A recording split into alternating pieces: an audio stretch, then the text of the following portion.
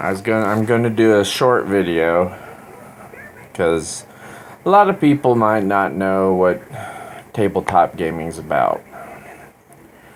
Well, normally you have someone who runs the game. When D&D first started, they were called dungeon masters because, you know, you explored in dungeons and they knew they had the whole dungeon made out or ran the adventure that the dungeon was in. And the dungeon master, now called game master,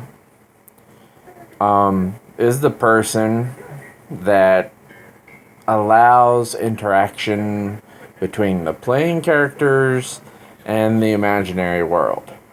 That's why games have rules. That way you don't have any, I shot you, no I didn't, etc. Actually, you still have some of that, but we're not going to dwell on the bad aspects of gaming right now. But yeah, picture yourself, if you've ever had a favorite movie, or a movie you watched over and over, or a favorite book. Maybe it's books for some of you. If or time, I've heard people say, I've been born in the wrong, I was born in the wrong time. Some people aren't, they preferred simpler times, but yet they're born today, and it's kind of a clash.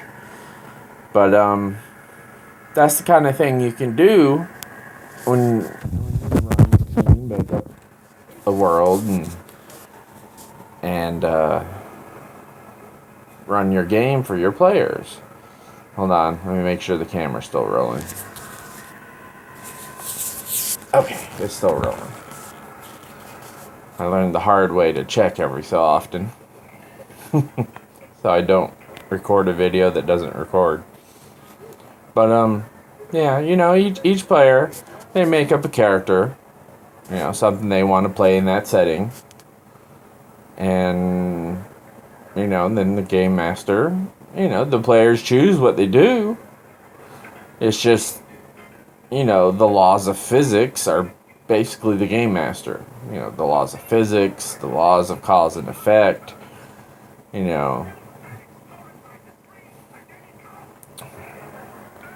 But, and then your characters grow with experience, and you become attached to characters, and you'll have favorite characters, just like you do in books and movies. Except these were characters you played and that, grew while you, stepped into their shoes.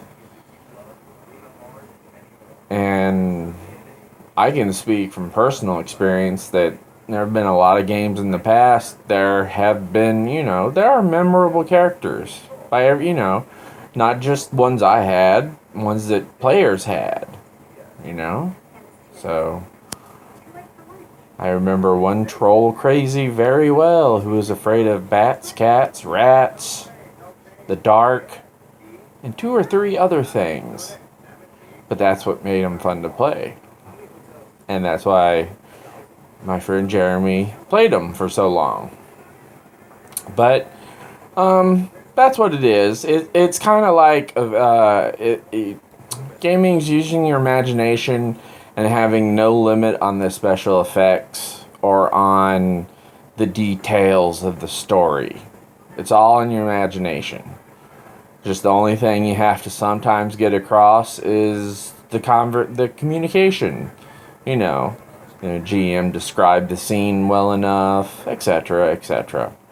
But that's what makes the difference between new GMs and experienced GMs and good GMs and bad GMs. But anyway. But, yeah, I just wanted to say a little before I turn in about, tabletop gaming. It's about using your imagination and, thinking outside the box. Because I always have to do that when I'm playing a character. It's like, I can't go by what I know, but you kind of gotta go by what you can be done, but you don't know how to technically do it yourself. it makes more sense once you get into it. Like having the first aid skill. Well, you don't know what you're technically doing yourself, but your character does, so that's good enough. But anyway,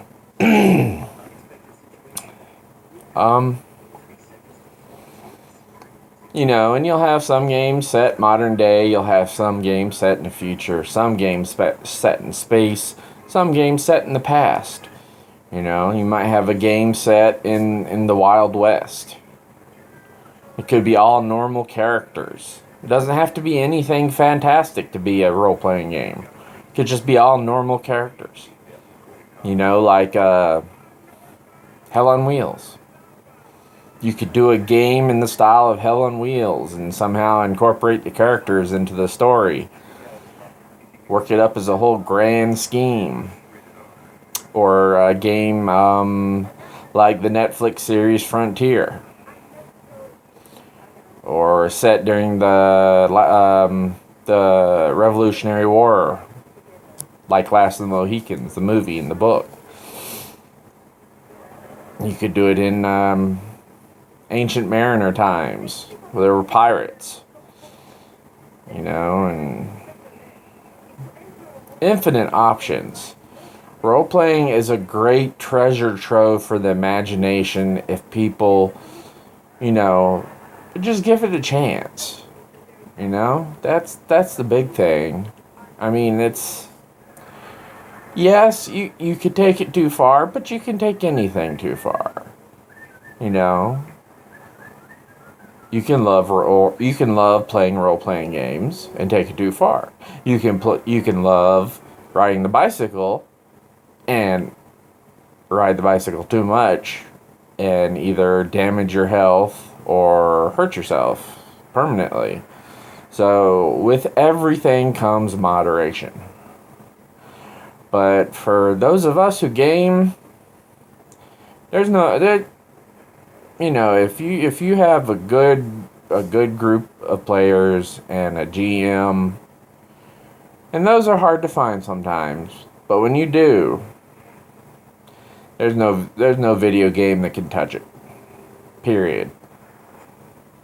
And never will be unless we ever develop the technology for our minds to connect with one another and communicate in thoughts. That would be the only time that role-playing games and the imagination, it might see a rebirth if that ever happened. Because they need to have people, and because that's all what fantasies are, is role-playing. Except it's for adults. Nowadays, though, role-playing games, the kind like Rifts, D&D, World of Darkness,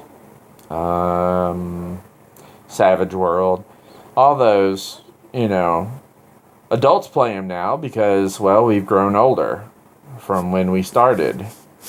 But there is a difference between the two types of role-playing, so don't get them confused. But anyway, alright. If anybody has any questions about role-playing games, or GMing, or being a player, or trying one for the first time, feel free to leave a comment below. Ask questions. I will gladly answer to the best of my ability. And I thank you all for watching, and be safe, and have a good day.